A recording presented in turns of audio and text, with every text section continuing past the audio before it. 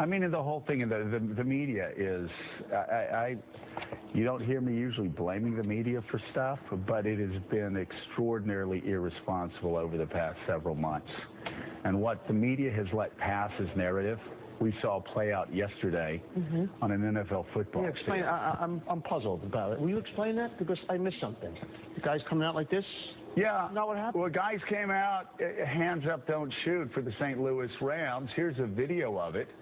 And what is so remarkable is they might as well have come out with a flying saucer attached to all of their heads in solidarity of Michael Brown being transported to Venus on a flying saucer, because that happened as much as that happened. Yeah. And that's according to grand jury testimony. That's according to witnesses. They are using his accomplice in the robbery that was with him at the time, who also claimed that Michael Brown was shot in the back. And for some reason, the media attaches to these narratives that will stir up further protests. And I got to say, I just got to a tipping point this weekend. There's another story in Cleveland where a young boy tragically was shot dead. Police officers got a 911 call that he was waving a gun, scaring the blank out of everybody in this public park. Police officers came up, stopped, shot the young boy. He was 12 years old. But they had taken off the markings to make it look like a toy gun. It was an actual gun. Do you know what the New York Times put in the caption of the video? Police officers shoot child with toy.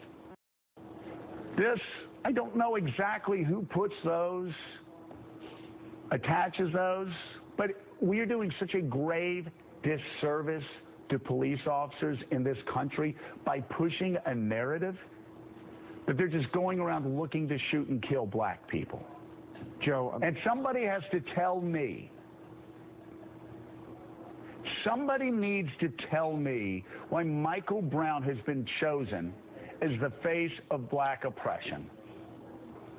I see actually a reverse of what happened in Trayvon, where right-wingers clinged to this nasty, thuggish guy that chased a young black man through a neighborhood simply because he was black. He was guilty. Trayvon was guilty of walking while being black. And my right-wing nutjob friends all embrace George Zimmerman, a thug. If you don't think he's a thug, ask the women who lived with him. He's a thug. And right-wingers embraced George Zimmerman as a hero. And in so doing, they humiliated themselves. There are so many great people to embrace as heroes in the black community that deciding you're going to embrace a guy that knocked over a convenience store and then, according to grand jury testimony, acted in ways that would get my children shot on Staten Island or in Queens or in Brooklyn. That's your hero? That's the reason you want to burn down black businesses that small business owners in Ferguson have worked their entire lives for?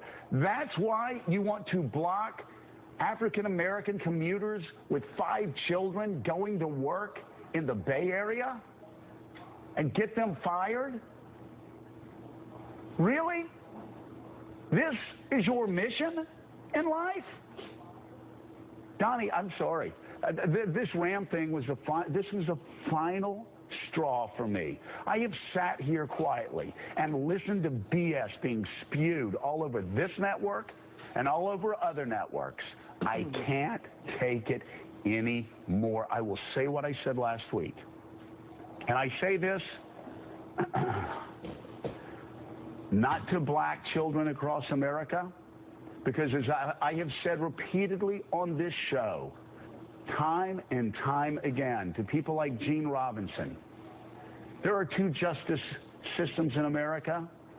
A young black man is treated much worse than a young white man on the street, in the courtroom, in jail. There are 2 Americas when it comes to criminal justice. And I have said that repeatedly.